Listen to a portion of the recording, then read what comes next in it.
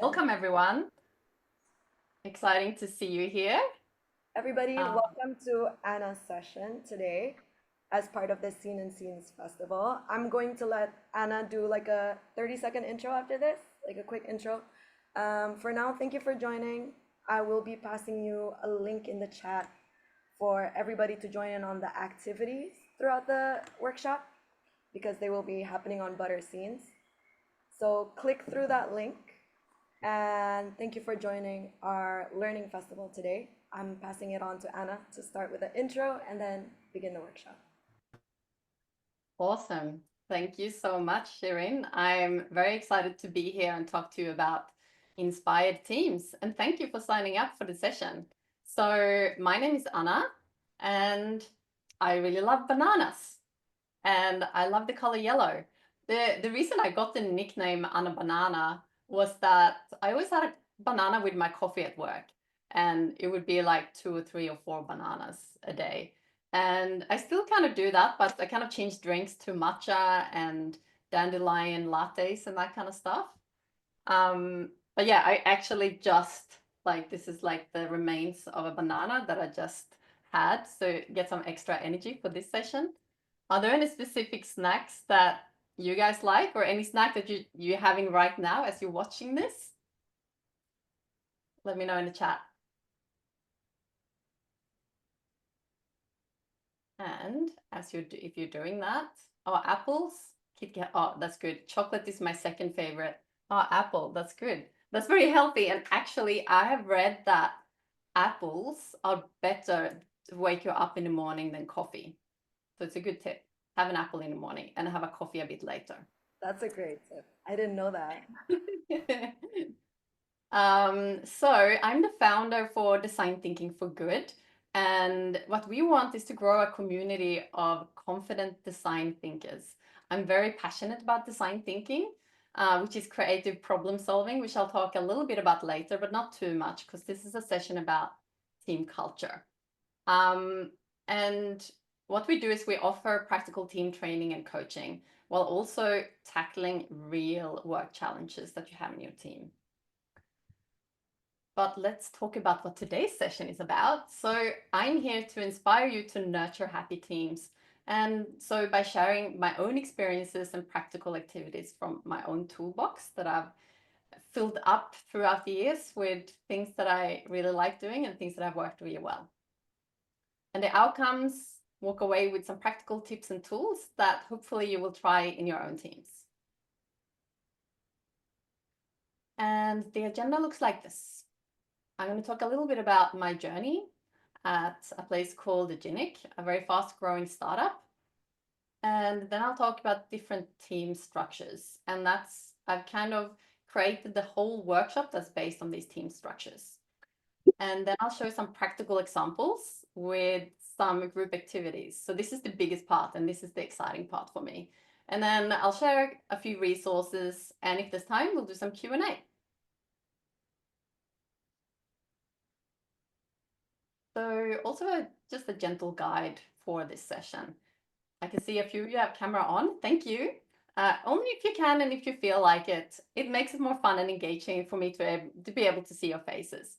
But other ways to express yourselves is using reactions. So it's nice to see you do that. Or just write in the chat if you have any thoughts or questions or opinions. Yay, thank you. Awesome. It's good to see that you're awake at least. I'm not sure what the time is at different locations. For me, it's 2 p.m. in the afternoon. And it was sunny before, that's why I drew a sun behind me here, but it's getting a bit cloudy. But I can maybe it's nighttime somewhere else. Let me know what time it is over there.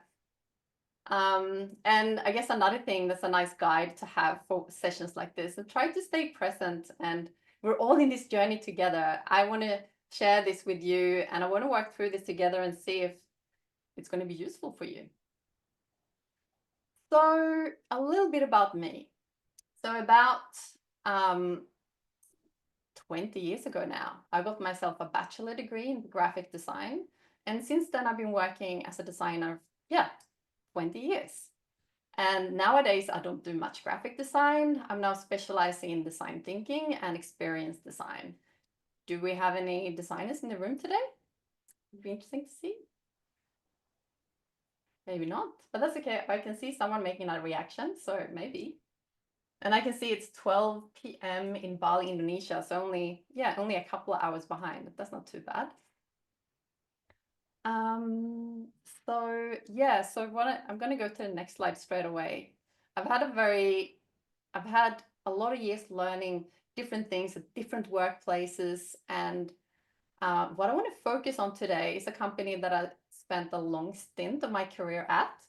For about 8 years, I worked at a company called Agenic. And before then, I didn't really stay longer than 2 years at a workplace. I got bored or needed a change or just wanted to learn something new. But when I joined Agenic, I never had time to get bored. Agenic was then a data analytics consulting startup that later grew into a lot more. But they had a very friendly and casual approach to consulting, which was super refreshing. And the founders knew early on that they needed designers in their team. And that's where I came in as their first designer. And staying there helped me grow my skills as well as strong friendships. So, what made the Agenic so good? I think the main thing that I need to mention is that it was a very safe space to try new things and fail. Failing was not a bad word. Mistakes happen while innovating is part of the process. And making progress is so much better than striving for perfection. And that sentence was hard for me to kind of let sink in because as a graphic designer, I had to work hard to resist my perfectionistic learning that everything needs to be perfect. Um, but I was also surprised by the freedom we had to take initiative and take risks. What? Can I just actually try this idea? I don't have to go through two management levels of approval to do it. It was very, unexpected, but it just worked. And I'm glad I stayed. And I learned to shake off the fear of failing and be brave. And I guess the second thing that was awesome about this place was learning and growing together. And it was a big part that they invested in. So we spent a lot of time weekly as well as bigger events, like annual events where we fly to different cities and connect and learn together. And we're often cross-pollinating within the company between different roles and skill sets. And as we traveled and kind of met up together and did these learning sessions, it always felt like a safe space to be myself. And that's a big part of why I'm doing this workshop today. I'm grateful for the things that I have experienced and learned, and I want to share that with other people. This is a slide from one of Agenic's brand decks that new starters got. So I was part of developing this deck. It's a really good overview of what the company was about. Friendly astronauts teaming up to explore new frontiers. And we even had a mascot that we drew in different situations to kind of amplify what we were about. And that mascot was a huge part of our identity internally. And we even had a dedicated drawing workshops, multiple workshops for it. And there were always a lot of people joining in to come up with ideas on what's the next thing this mascot can do. So here's a very, very high level timeline showing the journey of team structures that we tried out over the years. So I want to focus on 2018 and forward. This is where we started experimenting with a new team structure based on what Spotify had tried with their teams. And to kind of test out the concept, we only formed two experimental squads to start with, and they were about 7 or 8 people in each. And we offered the full team for different projects. And that worked really well back then. And we were cross-functional. So we were analysts, engineers, and designers and project managers within one team. And it worked really well for the types of projects we were taking on back then. But as time went on, and especially after 2020, we changed things up and adapted to client needs and the market, and the team model evolved. So starting with from 2018, we had those permanent client project teams.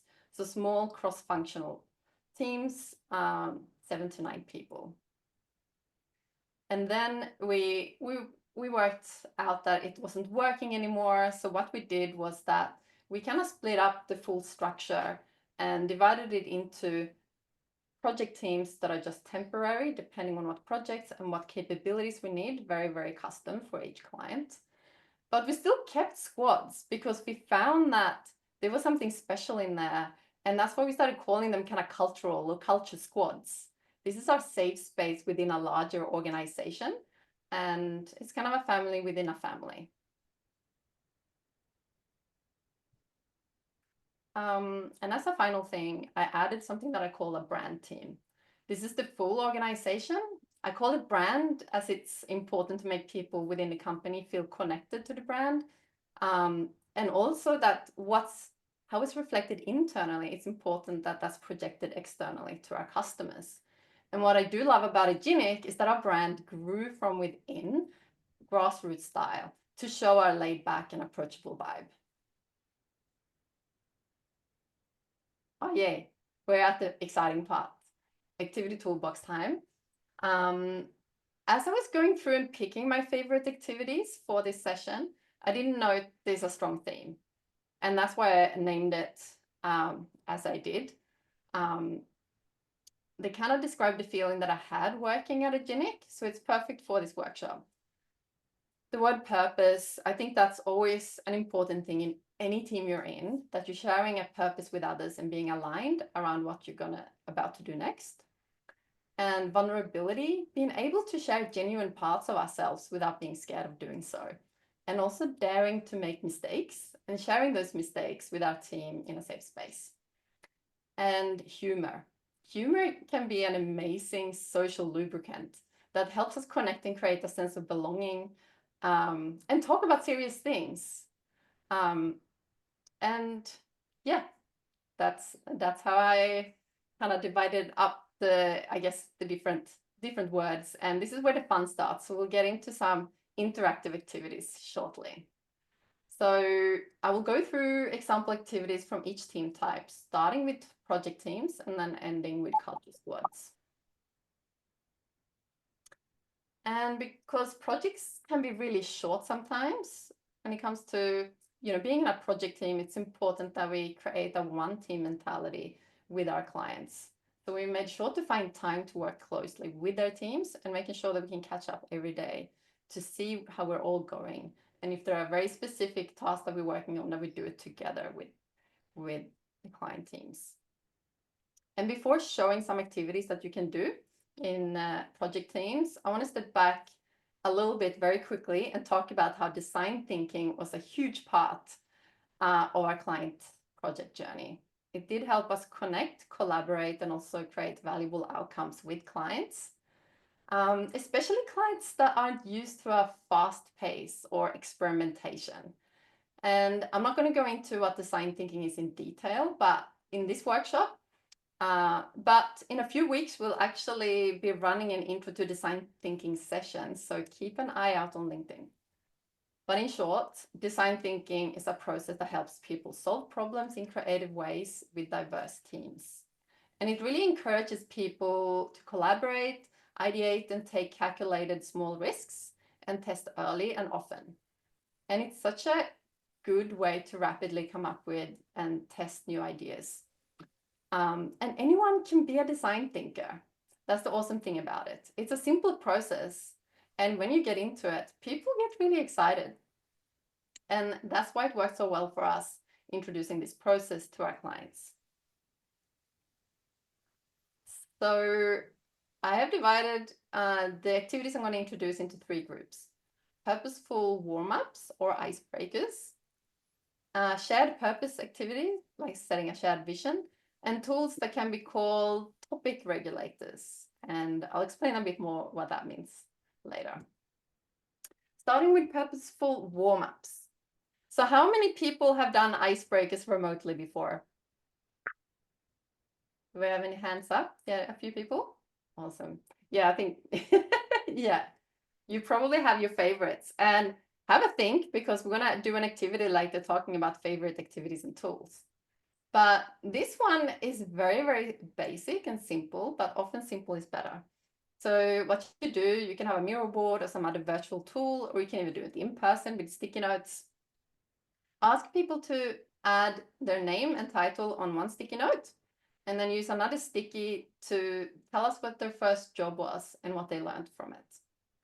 And the reason why this is good is that you collect, especially if you're working with people you never met before, you get a record of who was at your session, and you also learn like who's who, like who was doing what job title and that stuff. That can be a bit hard sometimes. And then you also get them to share a little bit about themselves, which really helps connecting from early on. And it doesn't have to be anything big. An example from me here, Anna Fransson, founder at Design Thinking for Good. My first job was working as a receptionist assistant at my dad's workplace. And what I learned was, oh, well, the first thing I learned was that coffee is awesome, because I have to wake up at like 6:30 or almost 6 a.m. every morning to get to work. And the other one was I developed a pretty good telephone voice. And it, yeah, things you can learn. And the next one is also a purposeful warm-up, and it's a common activity too.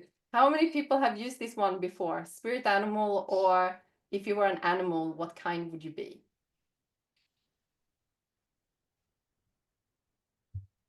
Maybe no one? I can't see any reactions, but maybe Sharon, let me know if you can see anything.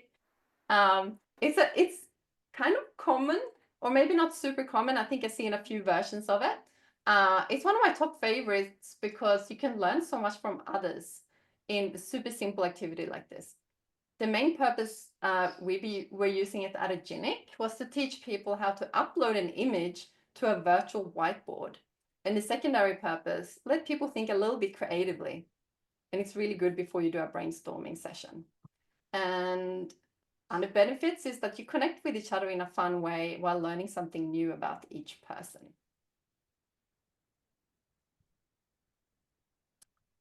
And going into a shared purpose activity.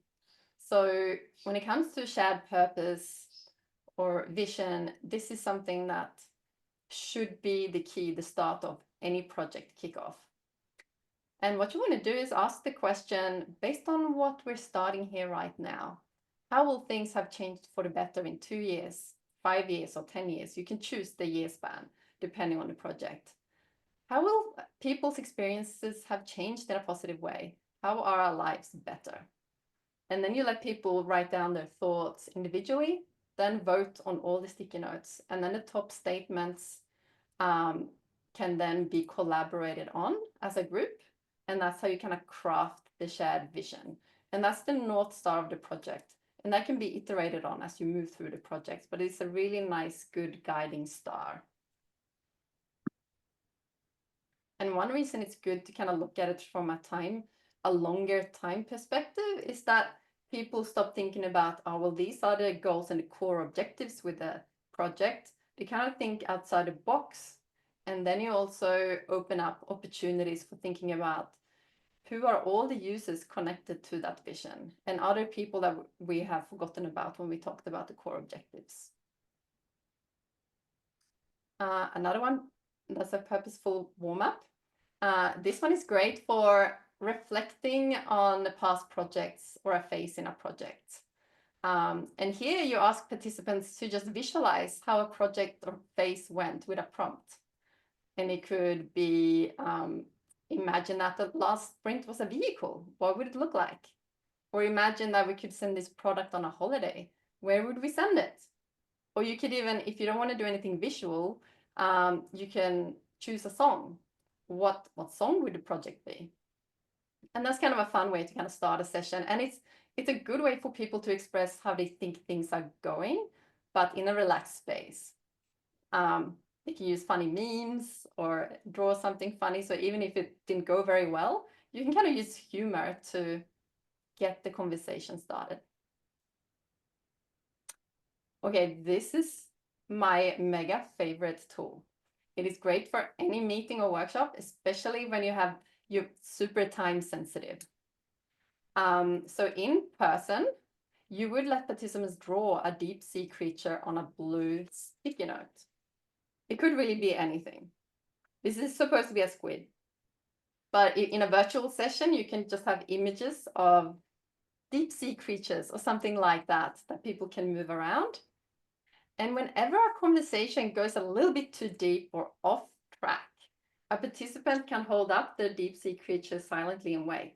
Or you can do it in front of the camera, or you can do it in the virtual space, move something into view, and you just do it without saying anything. And then you wait for people to notice.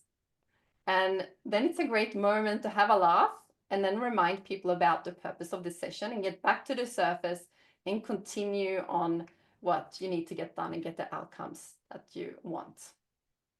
And efficiency doesn't have to be boring, even if you're doing a serious topic. This is a really good tool. We've used it a lot and it works really well. Has anyone else used something similarly?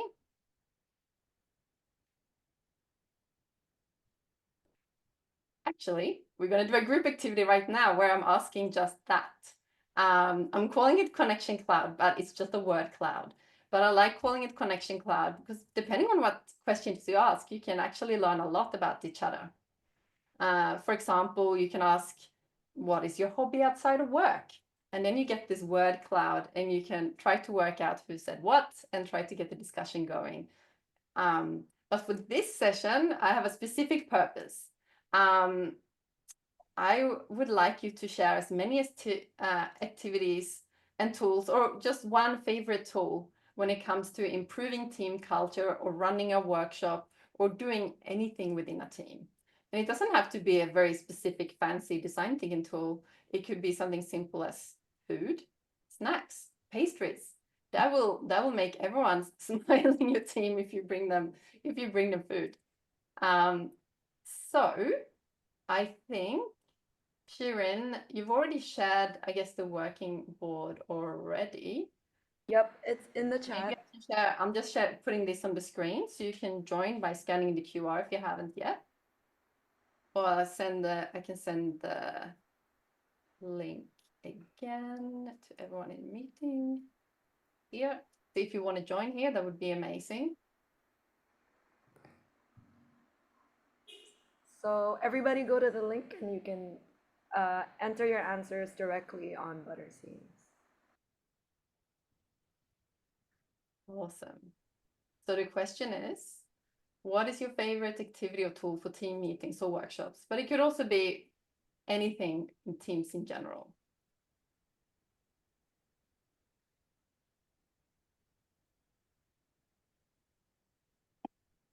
And if I'm correct, oh yeah, I've got some answers already, three out of 10. That's great.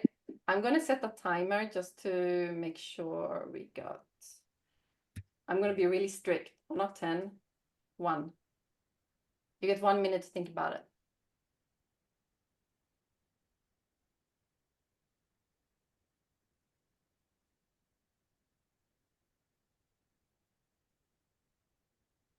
Yeah. 4, 5, very exciting. I might just add an answer because I think bananas need to be on there.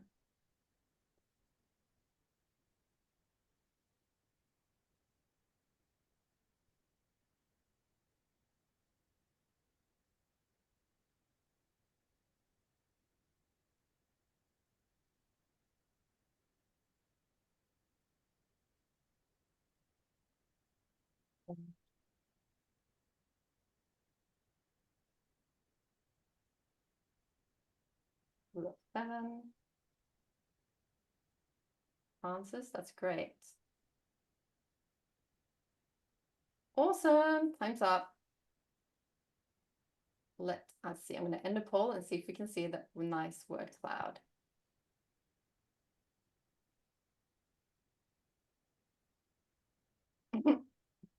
I hope we can.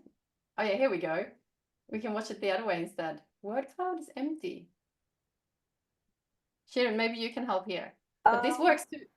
I guess this is something I'll have to report to the team, maybe. Let me just That's quick. all good. We're learning as we're doing. So try and have snacks or food in person. I like that because snacks always works. Icebreaker, that's high energy and works for both the beginning and end. Yeah, that's awesome. Enact out your favorite emoji. Okay, I really like that. And that would be so hard. Maybe I'll just try to be like in a banana shape or something. Photo cards. Ask a questions and have people pick a picture and answer the question. Oh, cool. And deploy energizes. Ninja dance. Okay, there are things here that I have not tried before, so I'm really excited. Awesome. I'm going to move on just in interest of time. So the next type of team is the brand team. So this includes all people working in a company or organization. And with brand teams, one big question is, how can we bring everyone along on the journey? So I have 3 examples activity here, and the last one we will test out in this group. So starting with news from the future. This is a shared purpose activity, but it has a fun twist. It's great for setting an inspiring vision for the future for a company or a team or a project. It's useful in a lot of settings. But we've used it a few times for all of Ginic, and it's been really, really awesome. And it's a lightweight and fun way to share dreams and aspirations. And it's really good for understanding what team members value the most in a workplace. And so what you do, you ask the question, similar to what we did earlier, in 2 years, what would a news article about your workplace say? What amazing things are we doing? Why are all of us so happy? What will make this place the best place to work? And yeah, just create your own mega optimistic news headline. And there are some really good ones here that we had from a workshop that we did a couple of years ago. And it was a design thinking workshop where we were teaching design thinking, but also making sure that we collected a lot of information about how the team members are feeling. So for this session, they came up with some great ideas, like this first one. Psychologists upset as a Ginic has cured sadness. 100% of Ginic employees are happy, truly happy. So that's a great headline, good start. Another one was huge changes made at the Ginic, 4-day work week implemented among other initiatives. That's also great. And this one got the most votes. People were very excited about it. Plants overrun office. Ginic becomes best place to work with beautiful plants everywhere. And they can also be a twist. You can also twist it around the other way as you do this activity. What if everything failed? What would that dystopian future look like? And that can be really useful when you're trying to find solutions for avoiding those things that might go wrong. And the next activity is called Innovation Poster or Canvas. At the same time as the activity that I showed before, News from the Future, we also ran this one in the same workshop. And what they had to do was, based on the top voted news headlines or shared vision, how can they come up with an idea that can be presented back to the leadership? And the innovation poster includes a vision statement and the people that it involves, like the type of user or customer, and what are their pain points, and the idea that's going to relieve those pain points. And that can be sketched or prototyped some way that they can then propose as an idea to the company. And we got lots of really cool ideas.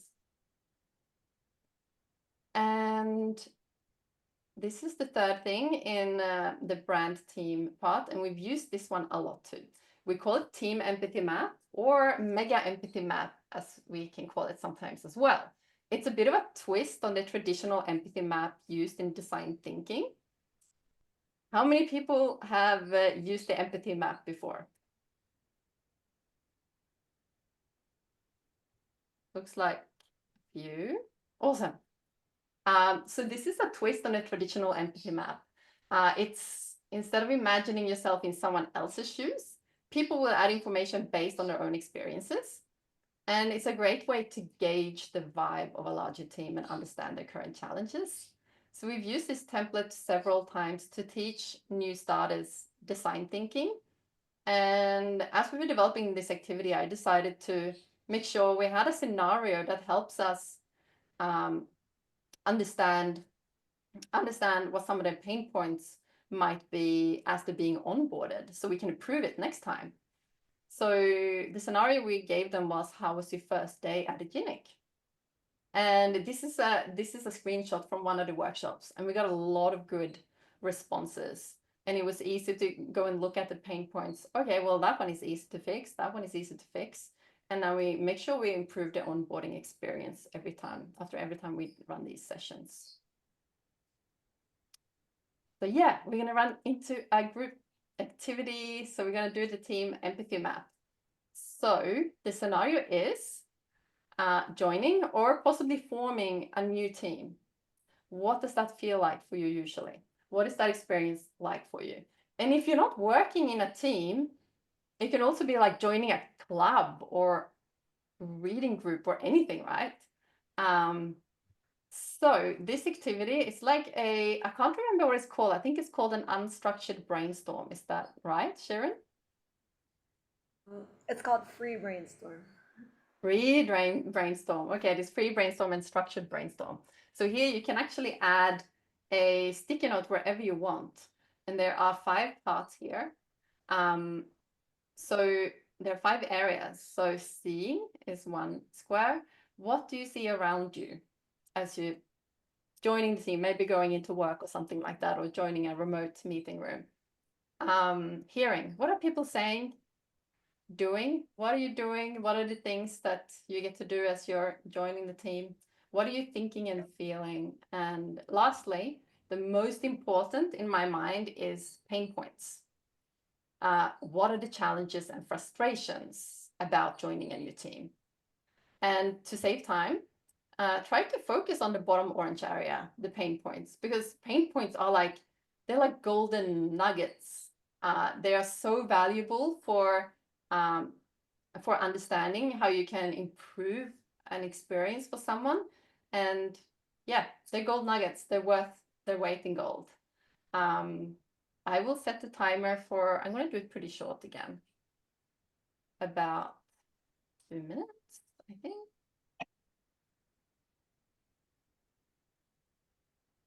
Here we go. And see how you go. If you have any issues. Oh, yeah, I can see people adding. That's awesome. Very exciting.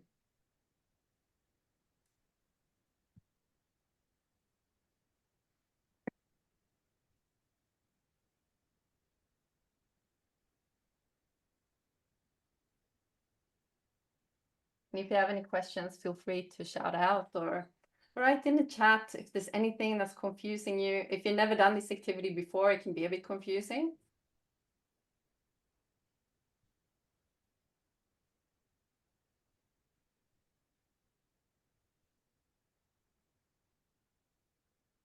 There'll be some good responses here.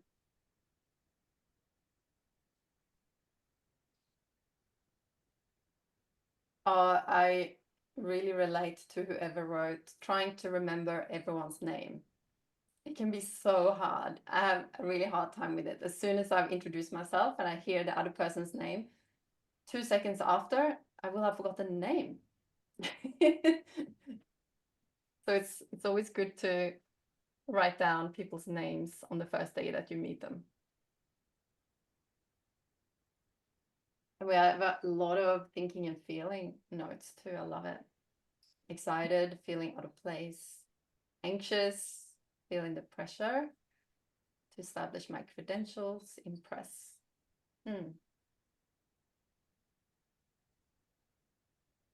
Want to see welcoming, happy faces. Yeah, you want to see big smiles, right? For sure. And some people might be busy with their deadlines. Yep.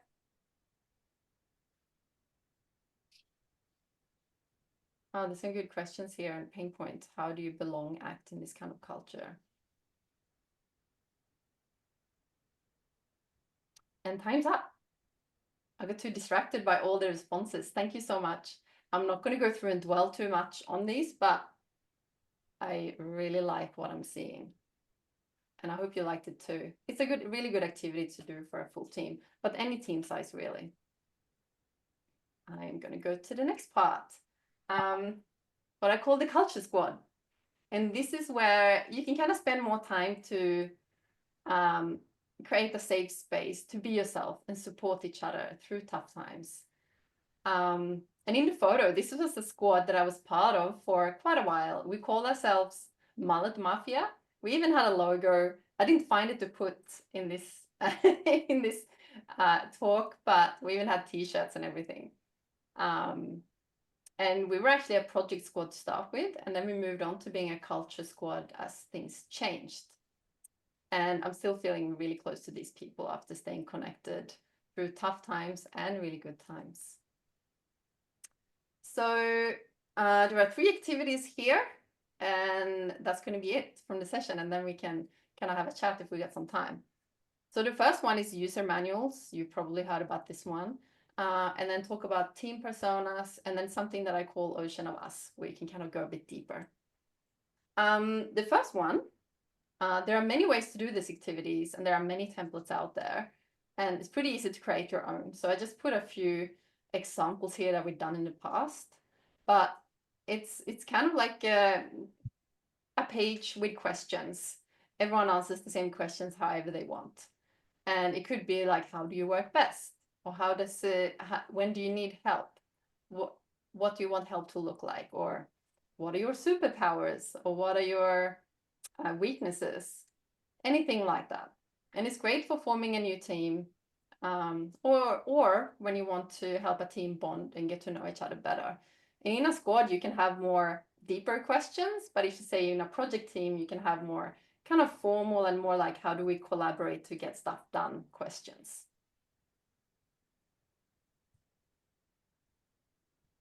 And, oh wait, I'm going the wrong way. And this one is really fun. And we're also gonna play around with this activity.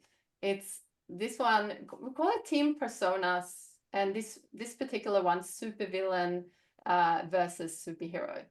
And this one is great for creating a sense of belonging in a team, and it helps your team create a guide of the type of behavior that they want and don't want. So what you do for best outcomes, this activity is divided into 2 parts. Start with creating the worst possible coworker persona. Why is this person not a good fit in your team?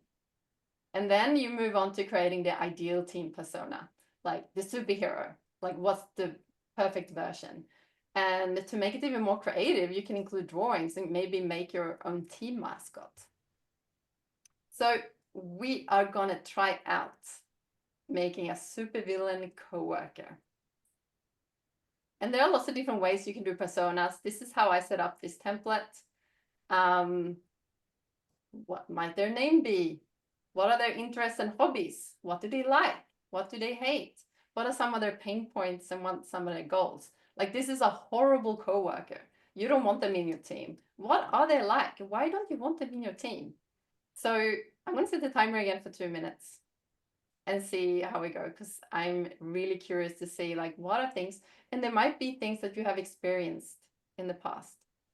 And it doesn't have to be super evil. Like, one thing that people often brought up at a GINIC was, we don't want to do too much documentation.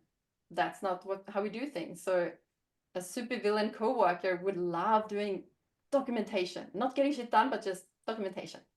So that's an example. So feel free to add anything. I'd love to see what you come up with.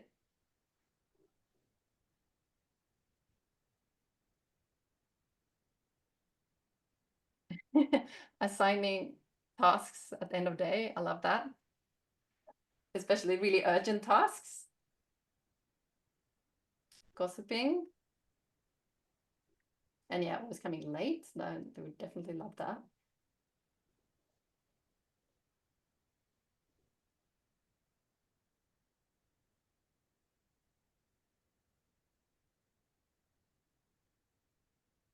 Oh yeah, pain points. They probably don't want to be assigned any work, right?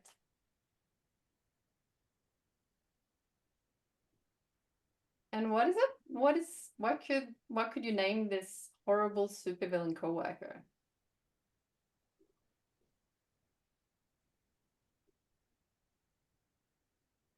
What could this anti-hero mascot name be? It could even be something that teams will bring up when they're talking about, well, that's not us. We are not toxic Tim, or whatever you want to call the coworker that you don't want to be.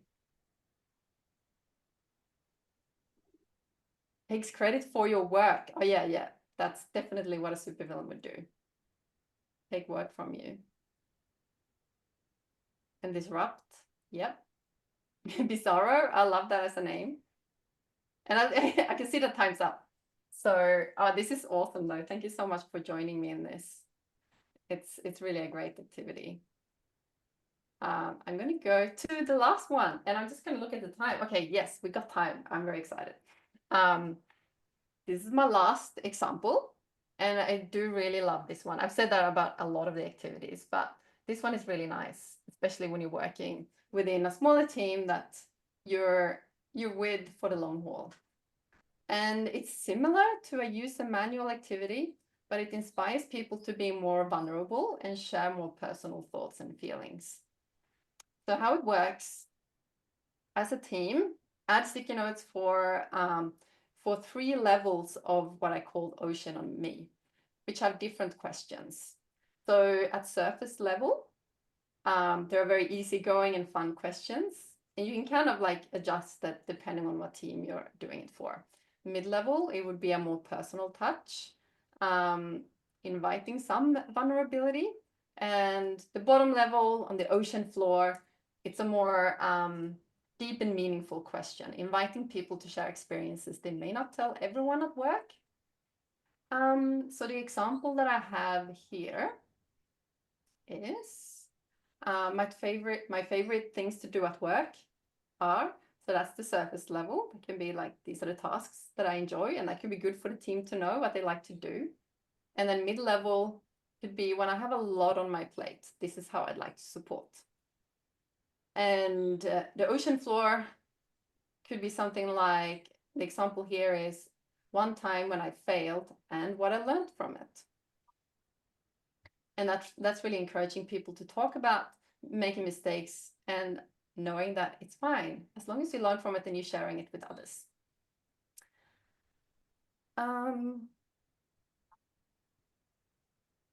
Yay, we did it. That was it.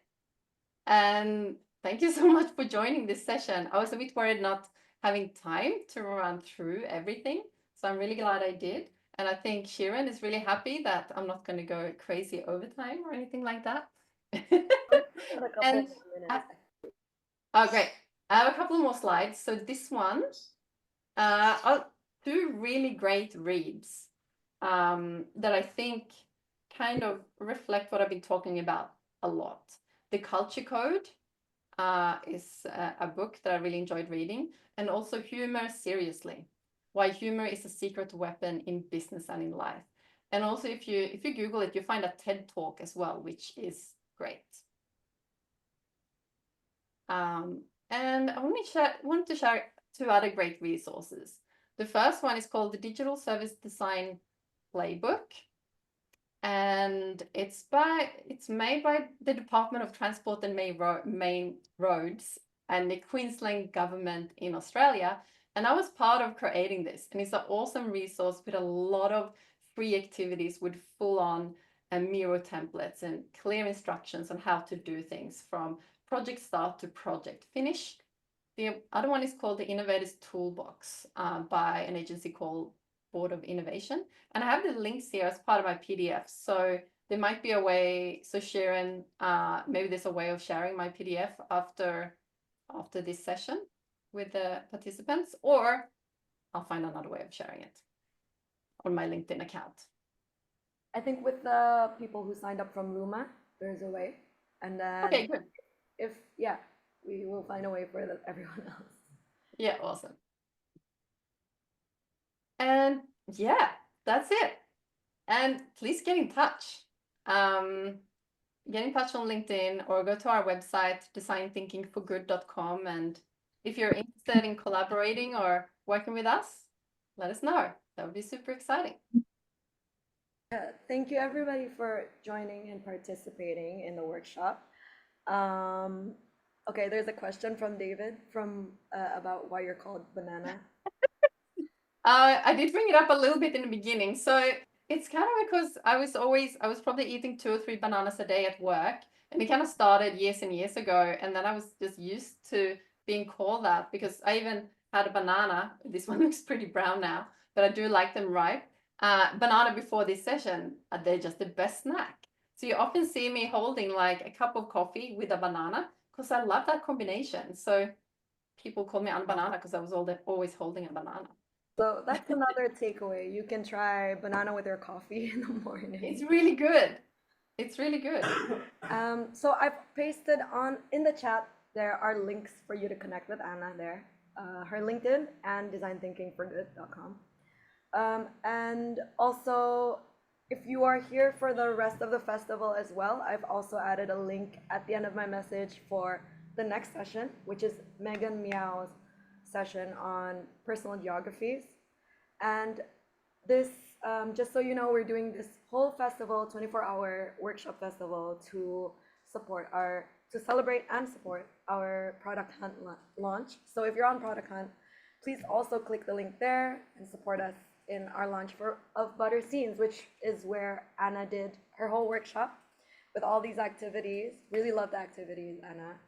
And Awesome. yeah, please show us some love on Product Hunt. And if you want, you can unmute or write in the chat to thank Anna for the amazing session on culture. Thank you so much. I've had a lot of fun and thank you for joining me.